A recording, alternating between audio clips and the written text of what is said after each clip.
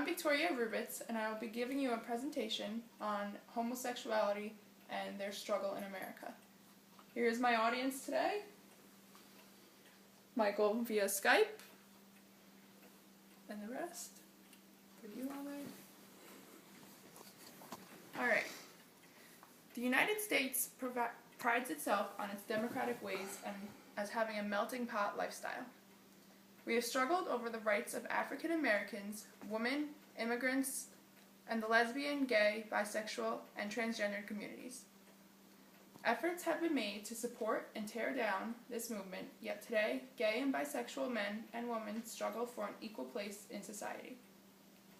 Gay and lesbian groups point to the high incidence of gay bashing, as well as employment and accommodation discrimination. They feel that equal protection under law for persons of all sexual orientations is badly needed. This all comes from the fact that society does not accept major differences. After years of being trained one way, it's hard for one to see that some people are much happier living their life as a gay or lesbian. This leads to the constant struggle for homosexuality that is being battled to this day. Groups of individuals are given equal protection under various federal, state, and city civil rights laws in North America. These include groups identified by race, gender, religion, nationality, degree of disability, and language. This list of rights should gradually be extended to include sexual orientation. 3 major points that restrict equality include American males being raised under anti-feminism, stereotypes, and complications in the legal system, and vice versa for females. Males are raised with masculine traits forced upon them. Therefore, feminine traits must be looked down upon. In contrast, females are raised in a feminine manner. Therefore, when they act more manly, they're labeled as a tomboy. Young boys and girls witness their same-sex role model and try to mimic their behaviors. Most parents reward gender-appropriate behavior and scorn mixed-gender behavior. More specifically, a young boy is not going to be allowed to wear a dress and play with makeup because that is socially unacceptable. This can very well tie into gender roles as well. Men and women are expected to be certain ways because of his/her gender. Cleaning commercials generally show women cleaning because that's always what has been expected of women. Beer commercials show men drinking because that's how the manly American man should be. When you put 2 of the same types of people together or in the same household, it is no longer viewed as the norm, and rather it is looked down upon. Researchers have evaluated with mixed results whether it is possible to reliably identify the sexual orientation of another based on observation. Some have found accurate judgments of sexual orientation based on speech samples, video clips, and pictures. Presumably, there is nothing inherent in appearance that allows one to identify another's sexual orientation. Yet, with the exception of a few studies, most of this research has not explored the influence of variables such as masculinity, femininity, or these perceptions. However, a number of recent studies have explored this relationship and found support for the assertion that the gender belief system and inversion theory influences people's perceptions. When it comes to peers, any child who stands out as different is at risk of being teased and rejected by the whole group. This is shown to this very day with bullying taking off just as much as the homosexual battle. Getting through high school is tough enough as is, but to discover that your sexual orientation is not the norm is even worse. Adolescent suicide has increased 3-fold in the last 10 years, making it the 2nd most common cause of death from ages 15 to 24. Most homosexual suicides occur during their youth. Gay and lesbian youth are 2 to 3 times more likely to attempt suicide than any other young person. Fears and negative results for an emerging homosexual include alienation, biased treatment, assault, HIV and AIDS, severe anxiety, depression, substance abuse, lack of emotional support, lack of identity, emotional and physical dysfunction, and conflicts with local laws. The pressures from society on the gay and lesbian communities are creating targets on the heads of those who are different, making their lifestyles more difficult to live than others. The root of their struggle begins at the mixed signals that are sent from the media and society. One saying being homosexual is not a bad thing, accept it and who you are, the other saying it's bad and unacceptable in the world today. Because society does not want to look at aspects of their lives individually, there is a prejudice against those who are able to do so and to accept them for who they are, which should be admired rather than looked down upon.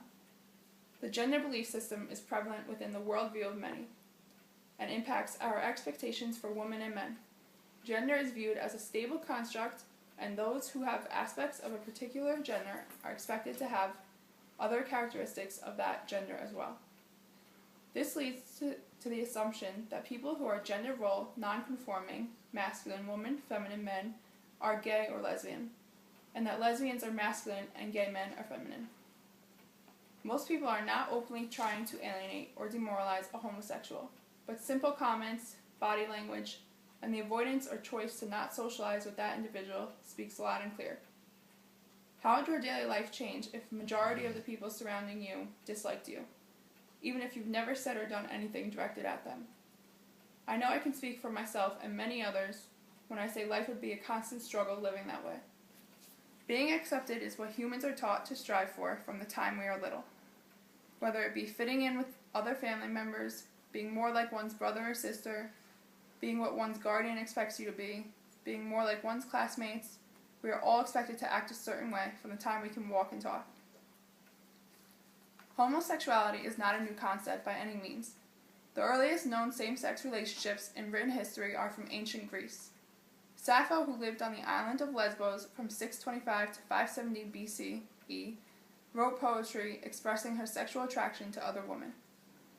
Girls are trained to look at pictures of women and what they are expected to look and act like from the time they are young for the rest of their lives.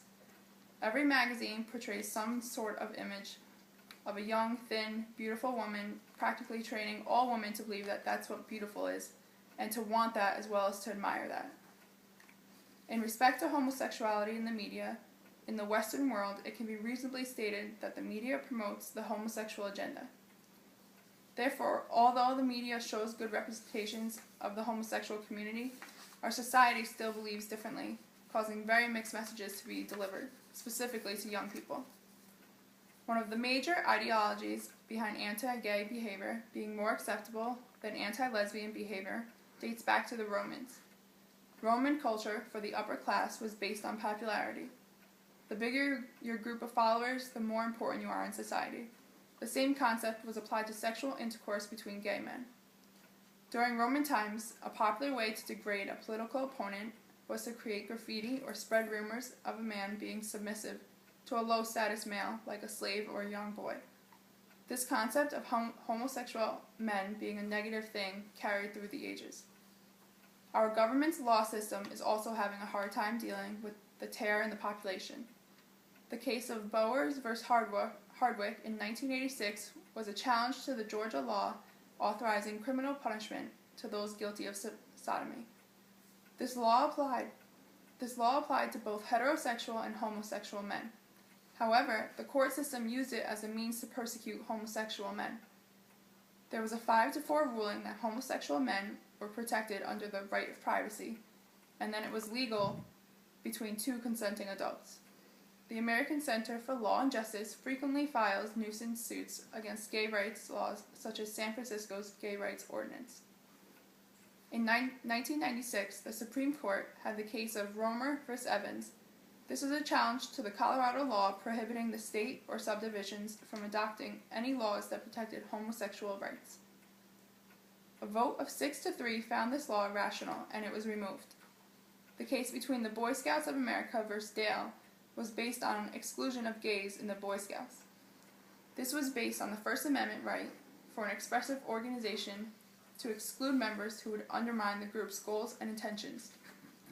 Battles over lesbian, gay, bisexual, transgendered rights